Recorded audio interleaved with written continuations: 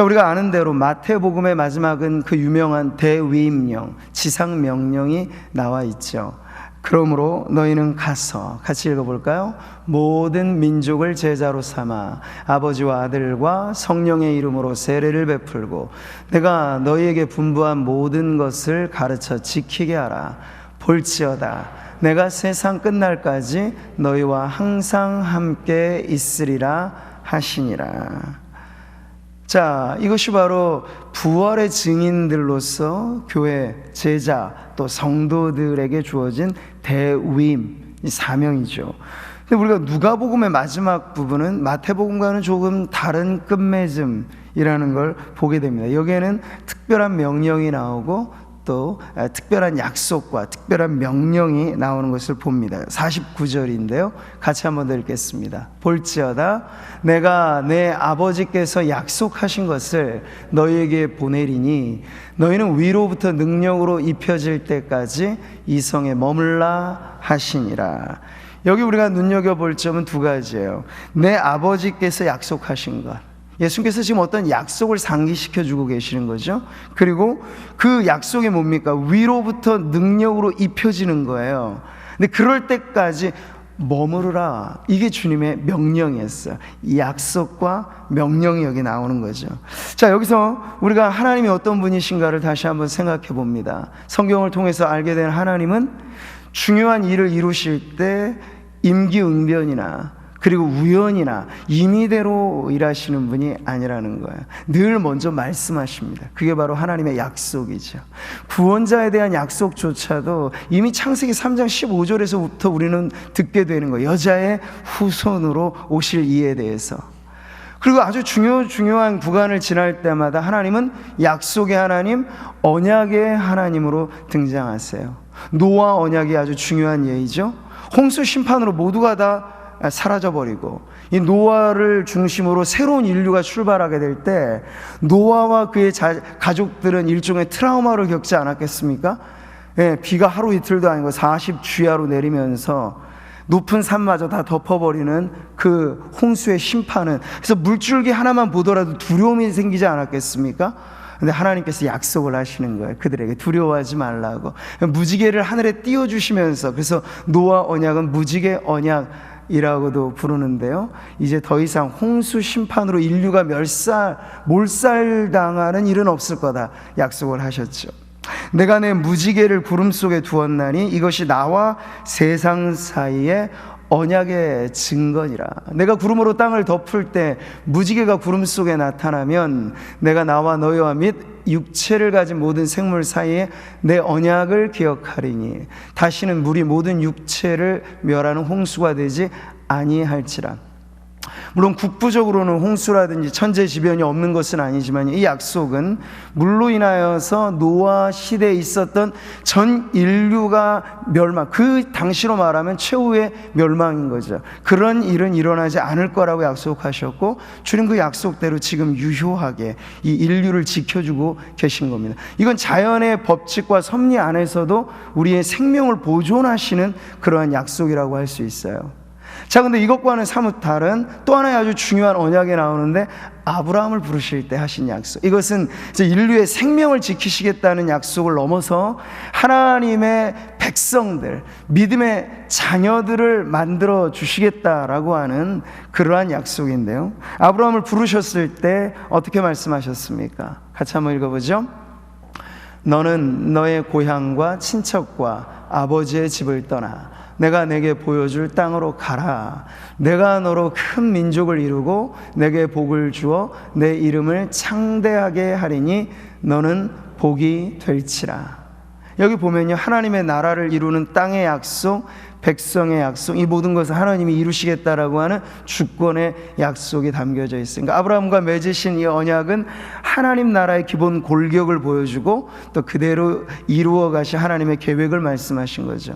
그래서 아브라함이 믿음의 조상이 되었고 아브라함의 자손으로 예수님께서 오셨고, 우리가 믿어 구원받은 백성들을 표현할 때 믿음으로 아브라함의 자손된 자들이라고까지 표현하니 이 아브라함과 맺으신 언약은 그야말로 구속의 역사에 있어서 매우 중요한 언약이라고 할 수 있겠습니다. 자, 그런데 이 모든 약속들은 사실 하나의 큰 방향 표시인데요. 결국은 이 인간의 죄의 문제를 해결하고 인간을 구원할 영원한 생명을 주신 메시아에 대한 약속으로 귀결됩니다. 그래서 구약의 모든 언약들은 오실 메시아를 향하고, 신약의 모든 말씀들은 오신 메시아가 어떤 분인가, 그분이 무슨 일을 이루셨는가, 또 남아있는 약속이 무엇인가, 이걸 보여줍니다. 그러니 성경은요, 모두가 다 약속으로 가득해요. 약속의 성취로 가득하고, 그래서 우리는 하나님의 백성들이 이 약속의 말씀을 믿음으로 살아가는 아주 독특한 공동체라고 하는 걸 알게 되는 거죠. 예수님의 십자가와 부활이라고 하는 것도 우리는 압니다. 이것이 임의로 이루어진 것이 아니고 이미 오래전 성경의 약속과 그에 대한 성취로 이루어진 걸 말이죠. 성경대로 그리스도께서 우리 죄를 위하여 죽으시고 장사 지낸 바 되셨다가 성경대로, 말씀대로 사흘 만에 다시 살아나셨다라는 말씀이 바로 그것입니다. 그리스도에 관한 한 이제 중요한 이 약속은 다 이루어진 거예요. 십자가에서 주님이 괜히 하신 말씀이 아니야. 내가 다 이루었다. 이루어진 약속들. 근데 딱 하나 남은 거죠. 그리스도에 관한 한 주님 다시 오시겠다 하는 재림의 약속만이 남은 거예요. 이것들을 증언하신 이가 이르시되 내가 진실로 속히 오리라 하시거늘. 자, 우리는 초대교회로부터 현대교회, 오늘 우리에 이르기까지 이 2000년의 역사가 줄곧 이 약속에 매여 있는 것을 알 수 있습니다. 우리는 오시겠다 약속하신 그분의 약속을 믿고 살아오는 것인데요, 그냥 멍하니 허공을 보면서 주님 언제 다시 오시나, 그게 아니고 주님이 아주 뚜렷하게 명확하게 다시 오실 것에 대한 이러한 우리가 우리 편에서 짐작할 수 있는 그 시점을 이렇게 가르쳐 주셨거든요. 이 천국 복음이 모든 민족에게 증언되기 위하여 온 세상에 전파되리니 그제야 끝이 오리라. 인류 역사의 종말은 우리 예수님의 재림의 때와 맞물려 있는데, 인류 역사의 종말이 여러분 뭐 자연의 천재지변 이런 걸로 보는 것이 확실하기보다 더 확실한 게 있어요. 남아있는 족속과 백성과 방언과 이 모든 종족에게 복음이 전해지게 되면 그제야 꽃이 온다고 하니까, 우리는 주님의 재림을 뭐 이단 사이비처럼 달력에 동그라미 치면서 이날 올 거다 그러면 안 되는 것이고요, 자연에 뭐 지진이 일어난다 이런 것만 보면서 판단해서는 안 되고, 더 정확하게 교회는 주님의 재림을 학수고대하는 교회 애들은요, 이걸 오히려 예비하기 위해 적극적으로 힘을 쓰죠. 어떻게? 이 천국 복음을 만방에 전하기 위해서 힘쓰고 애써야 하는 것이죠. 자, 그러니 주님이 지금 누가복음에서 부활 승천하시는 것은 이 지상사역의 마지막을 의미합니다. 근데 주님의 그 마지막이 남겨두신 제자들, 교회에게는 새로운 출발이 되는 거죠. 지금 그 사이에 있는 거예요. 주님은 떠나시고 남아있는 제자들에겐 부활의 증인들의 사명, 땅끝까지 복음을 전하라고 하는 사명은 주어졌는데, 어떻게 그 일이 실현될 것인가에 대해서 주님이 한 가지 더 당부를 하고 계신 말씀이죠. 이게 오늘 말씀이에요. 그래서 너무나 중요한 거예요. 마태복음의 마지막만큼이나 누가복음의 마지막은 교회인 우리들에게 아주 중요한 메시지죠. 내가 내 아버지께서 약속하신 것을 너희에게 보내리니 너희는 위로부터 능력으로 입혀질 때까지 이 성에 머물라. 그래, 너무 조급하게 빨리빨리 뭔가 행동을 통해서 주님 나라 이루라, 주님 말씀하신 게 아니라 오히려 조금 더 기다려라, 차분하게 기다려라, 그때가 되면 이루어질 일들이니, 그렇게 주님은 말씀을 하신 거예요. 자, 예수님께서는 사실 이때야 비로소 제자들이 명확하게 깨달은 것은, 주님은 지상의 사역과 가르침을 통해서도 이 약속에 대해서 곳곳에서 제자들을 이미 가르쳐 주신 부분이 있습니다. 요한복음이 그 성령에 대한 약속을 많이 가르쳐 주셨는데요, 같이 한번 이 말씀 읽어볼까요? 내가 너희에게 실상을 말하노니 내가 떠나가는 것이 너희에게 유익이라. 내가 떠나가지 아니하면 보혜사가 너희에게로 오시지 아니할 것이요 가면 내가 그를 너희에게로 보내리니. 여기서 소개되는 성령님이 보혜사로 등장하죠. 보혜사, 아주 다양한 의미가 있어요. 돕는 분, 증언자, 변호자, 상담가, 권위자, 여러 가지 의미들이 있는데 결국 이 보혜사로서의 역할을 예수님은 지상 사역을 통해서 이루어 주셨죠. 그래서 성령님에 대해서는 이렇게 말씀하시는 거예요. 내가 아버지께 구하겠으니 그가 또 다른 보혜사를 너희에게 주사. 이미 예수님께서 이 보혜사로서 지상에 머무는 동안에 사역을 하셨으니 그분의 역할이 이랬는데, 주님이 떠나가시고 이어서 그 사역을 이어가실 이가 성령님인데, 그분은 또 다른 보혜사로 우리를 도우시고 우리와 함께 하시고 우리의 변호와 우리의 상담이 되어주시는 분이라. 그래서 너희에게 주신 그 성령 영원토록 너희와 함께 있게 하리니 그는 진리의 영이라고 소개를 하신 거예요. 여러분, 예수님은 임마누엘이시죠. 우리와 함께 하시는 하나님. 성령님도 마찬가지인 거예요. 근데 그분은 더 친밀하게 우리 안에, 우리 속에 거하심이라. 그래서 교회는 성령의 전이라고 불려지는 거예요. 성령이 어디 먼데 계신 게 아니라 예배하는 우리 안에, 성령이여 우리 찬송 부를 때, 성령이여 우리 기도 드릴 때, 이 모든 것 속에 우리와 함께 하시기 때문에 교회는 성령을 모시는 전이라고까지 불려지게 되는 겁니다. 하나님께서 선지자를 통하여 이미 주신 예언이기도 합니다. 요엘서가 이 성령 시대에 대해 어떻게 예언하고 있습니까? 같이 한번 읽어보죠. 시작.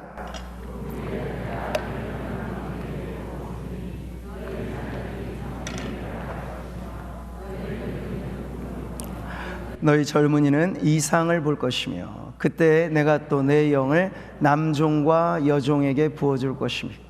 여러분, 그 후에 선지자들이 말하는 미래적인 어떤 예언의 시점, 근데 우리는 명확하게 알죠. 예수님께서 십자가와 부활로 구원의 모든 사역을 완수하시고 승천하신 후에 이제 이 성령의 시대에 대한 말씀을 주시는 거예요. 이전과는 달라질 거라는 얘기죠. 그때 당시만 해도 선지자들, 왕들, 제사장들, 기름 부음을 받은 어떤 중보자직에 해당되는 이들에게만 사실은 성령이 국부적으로 특정한 사람들에게만 역사했다면, 이제 이후 성령의 시대는 달라질 거라고 말씀하시는 거예요. 만민에게, 이 만민이나 예수 믿는 모든 백성들을 의미하는 겁니다. 거기는 인종의 차별이 없고 남녀의 차별이 없고 빈부 귀천의 차별이 없습니다. 이 세상은 가면 갈수록 사실 차별 사회로 가고 있는데, 성령께서 임하사 복음이 편만하게 전해지게 되면 하나님의 나라는 이 세상 나라와는 다른 방식으로 역사하게 될 텐데, 바로 이렇게 차별 없이 예수 믿는 사람이라면 누구나 이 성령의 은사와 성령의 능력과 성령이 함께 하시는 것을 경험하게 된다는 얘기죠. 젊은이들만 열정적으로 쓰임받는다고 말하지 않아요. 나이 드신 어른들도 성령이 충만하면 얼마든지 성도로서의 사명을 끝까지, 이 지상에서의 마지막 호흡이 다하는 날까지 쓰임받게 하도록 성령은 어린 자녀 세대나 부모 세대 할 것 없이 임하시겠다. 남종들에게나 여종들에게나 임하시겠다 말씀을 하신 거예요. 이게 바로 성령이 예수님이 약속하신 방식대로 임하시고 역사하실 때 그 독특한 시대의 특징이라고 말할 수 있겠습니다. 자, 교회는 사명은 이미 받았어요. 제자들도 이미 모든 것을 구비했습니다. 그런데도 아직 한 가지 더라고 주님 말씀하신 것, 이 모든 것이 가능하도록 하는 데는 이제 살아 움직이는 능력이 필요하다는 거예요. 여러분, 구약시대 에스겔이 보았던 환상하고 비교한다면 마찬가지죠. 이미 그 마른 뼈들에게 힘줄이 붙고 살가죽이 돋고 사람의 외형은 갖추었습니다. 근데 그게 끝이 아니잖아요. 아직 하나 더 남았다. 인자야 명하거라. 무엇을요? 생기에 대하여 멍하라. 생기야 사방으로부터 와서 이 죽은 자들과 같은 자들을 살아나게 하라. 그랬더니 여러분, 겉에 허우대만 멀쩡할 뿐 아직은 생명력 없는 그들이 살아 움직이며 사신 여호와의 군대로 바뀌어지는 환상이 실현되어지는 거죠. 바로 성령께서 임하실 때 살았다는 이름만, 명분만이 아니라 살아있는 능력을 가진 그리스도인이 되게 하도록 예수님께서는 이 성령의 약속을 상기시켜 주신 거예요. 오늘 우리에게 필요한 것도 이와 같습니다. 다르잖아요. 우리의 믿음의 본질이 2000년 전 사도들의 믿음과 똑같다고 했죠? 그러면 우리가 살아가는 방식도 그들이 성령의 능력으로 힘을 얻어 세상을 뒤바꿔 놓은 증인들이 되었다면 우리도 증인된 사명, 성도 개인이나 교회가 세상에 영향력 있는 그런 어떤 희망으로 살아가게 되는 데는 능력의 출처는 매 한 가지, 성령의 능력인 줄 믿습니다. 오직 성령이 너에게 임하시면, 오직 이게 중요해요. 이게 아니면 안 된다는 거야. 그러면 권능을 받고 예루살렘, 온 유대, 사마리아 땅끝까지 이르러 내 증인, 예수님의 증인이 될 것입니다. 그러니까 거꾸로 추적해 보세요. 예수님의 증인이 우리가 되어야 됩니다. 당위죠. 근데 마땅하다고 해서 그게 그대로 되는 게 아니잖아요. 그러려면 능력이 필요하고, 그러려면 성령이 임하셔야 한다는 이 논리적인 순서를 지금 주님은 보여주고 계신 거예요. 교회가 복음을 전함으로 세상에 영향력을 나타내고, 그래서 어떤 다른 집단들과 다르게 교회만이 할 수 있는 것, 여러분 교회만이 할 수 있는 게 중요하잖아요. 그게 뭔가 사람을 살리는 일이죠. 영혼을 살리는 일은 정부도 못하고 NGO 기관도 못합니다. 떡은 줄 수 있죠, 제도는 개선할 수 있죠. 그러나 영생의 복음은 교회가 세상에 주어야만 알 수 있어요. 천사도 흠모하는 바로 그 일이 복음에 있습니다. 근데 그것을 감당하기 위하여 우리는 다른 것에 헤매일 필요가 없어요. 우리에게 약속된 그 은혜, 성령으로 임하는 그 거룩한 능력이 우리에게 있을 때 비로소 교회는 세상이 감당할 수 없고 또 세상을 온전히 뒤집어 놓는, 변화시키는 생명의 공동체가 될 것입니다. 다른 여러 많은 것들은요 필요는 하죠. 근데 그건 말하자면 별도 옵션이라고 해도 돼요. 선택적인 것이에요. 많으면 좋고 적으면 뭐 상관없고, 교회 규모라든지 교회 조직이라든지 교회 재정이라든지 이게 사명의 필수적인 항목이라면 주님은 떠나가시기 전에 비법을 전수하셨을 거예요. 교회 부흥 전략에 관한 7가지 방법.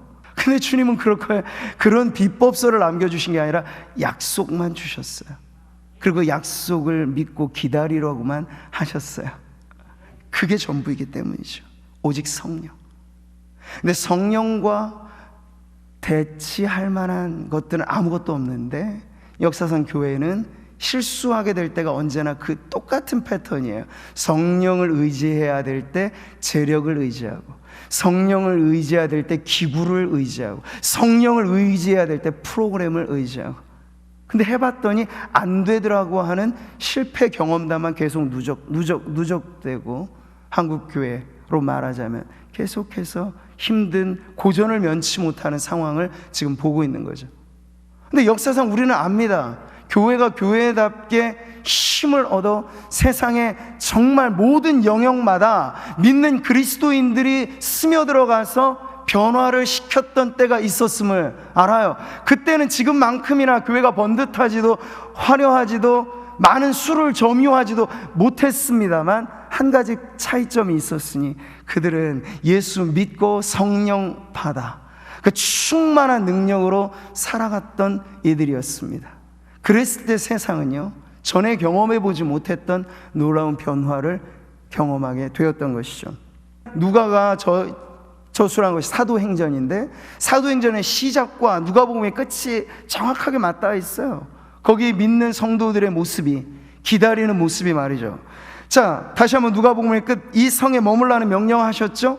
그랬더니 어떻게 순종합니까? 예루살렘에 돌아가 늘 성전에서 하나님을 찬송하니라. 이게 누가복음의 끝이에요. 기다리는 성도들의 모습이 보이죠. 근데 사도행전으로 장면을 옮겨 보면요 그들의 모습은 또 이렇게 보입니다. 같이 한번 읽어보죠. 여자들과 예수의 어머니 마리아와 예수의 아우들과 더불어 마음을 같이하여 오로지 기도에 힘쓰더라. 사도들과 이 직계 가족들, 예수님을 더 이상 혈육으로만 알고 있지 않고 구원자로 믿었던 예수님의 이 친족들, 그들이 초대교회 구성원들이었어요. 벌써 영향은 일어나게 되고 나타나게 된 것이죠. 근데 그들의 모습을 보세요. 무엇하고 있습니까? 늘 성전에서 찬송하였다는 게 누가복음의 기록인데, 사도행전에서는 또 하나의 모습, 모일 때마다 오로지 기도에 힘쓰는 모습을 보여주고 있습니다. 근데 그들의 기도의 내용은 무엇이었을까요? 찬송의 주제는 무엇이었을까요? 모든 것을 이루신 예수님에 대한 감사의 고백이 그들의 찬송이었을 것이고, 그들의 기도의 제목은 하나, 주님이 약속하신 그대로 우리가 위로부터 능력으로 입혀지게 하소서. 아버지의 약속하신 대로 요한은 물로 세례를 베풀었으나 너희는 몇 날이 못되어 성령으로 세례를 받으리라. 이 말씀 주고 떠나셨으니 이 말씀대로 우리도 물에 잠기듯 성령에 잠기는 은혜를 주시옵소서.